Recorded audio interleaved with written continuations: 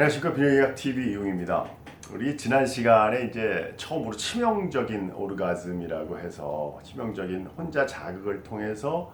어떤 후유증을 남기는 첫 케이스로 우리 목욕탕에서 거품 목욕을 뭐 하루에 7, 8번씩 심하게 자극을 점점점 세게 했었던 청년 이야기를 했죠. 결국 그분은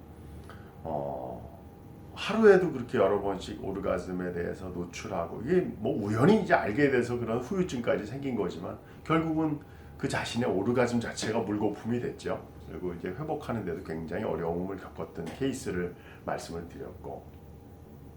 오늘 이제 말씀을 드리는 우리나라에서 가장 흔하게 보이는 이 증례들은 불완전 발기 상태에서 그 음경을 이렇게 꺾은 상태로 엎드려서 자기 체중을 실어서 꺾고 비비고 자극하고 마찰하고 이런 케이스들입니다.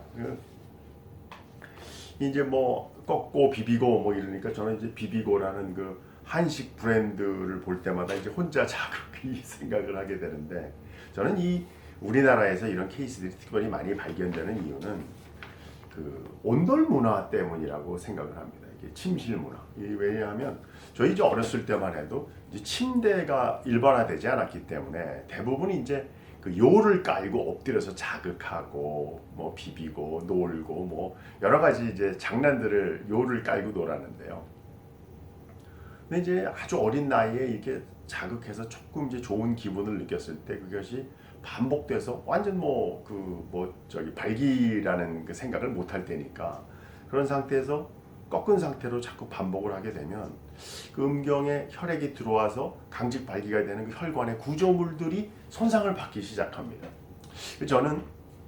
25년 전에 처음으로 이제 그 전공이 있다 학위를 할 때 음경 만곡 중에서 발기되는 부분에 대한 해면체 초음파 소견을 100례 정도 분석한 영상 내용으로 이렇게 석사 학위를 한 적이 있어가지고, 그 성상담을 하면서도 나중에 그 손상 받은 분들이 그 정상적인 발기력을 가진 분들하고 어떤 차이를 갖고 있는가를 굉장히 일찍 제가 그 분석을 한번 해볼 기회가 있었는데, 이 꺾은 상태로 비비고 마찰한 분들을 한 100례를 이렇게 대조해서 초음파 소견을 비교해 보니까 그 음경으로 들어오는 해면체, 동맥, 정맥 사이에 석회화, 손상을 받았던 부분, 그다음에 거기 이제 그 이 동공이라고 해서 이제 그 혈관 구조로 되어 있는 혈액이 들어와서 차오르는 스펀지 구조가 있는데 그 구조가 다 석회화가 됩니다. 이게 팽창이 안 되니까 발기되는 과정에서 혈액이 자꾸 이렇게 빠져나가서 강직도가 유지가 안 되는 유지불능, 발기부전의 후유증을 가지게 되죠. 제가 이러한 그 영상적인 그런 자료를 가지고 환자들에게 설명을 하고 좀 더 빠른 시간에 이 치료 과정에 대한 이야기를 안내를 해드리긴 했지만, 아쉬움이 남는 거는 이런 거에 노출이 됐을 때 빠른 시간 내에 이게 나중에 위험한 후유증을 생길 수 있다는 것을 공유를 했으면, 누구인가 상담을 했으면 더 나빠지지 않은 상태에서 쉽게 약물로도 치료가 됐을 환자들이 나중에 이제 수술을 하게 된다든지 이런 안타까운 일들이 있어서 이런 것들을 제가 정보를 공유하고자 이 얘기를 꺼낸 거고요. 제가 이제 상담 초기에 이 심층 상담을 했었던 그 기억을 더듬어 보면은, 제가 이제 의사 선생님 한 분이 이제 이런 유지불능으로 오셨는데 상담을 하다 보니까 솔직하게 이 이야기를 시작을 했고, 또 그 내용을 제가 따로 이제 시간을 내서 이제 상담을 굉장히 장시간을 해보니까 처음에 노출된 경위, 그 경과와 어떤 메커니즘으로 어떤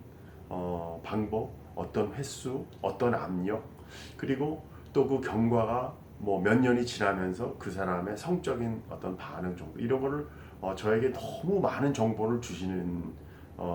그 경우가 있어서 그 선생님 덕분에 사실은 나중에 이제 약물 치료로 굉장히 경과가 좋으셨던 분이긴 한데, 저는 그 상담을 통해서 많은 그 배움을 얻은 게 다른 환자들에서 뭐 젊은 분이라든지 아니면 아주 오랫동안 거기에 노출되신 분이라 하더라도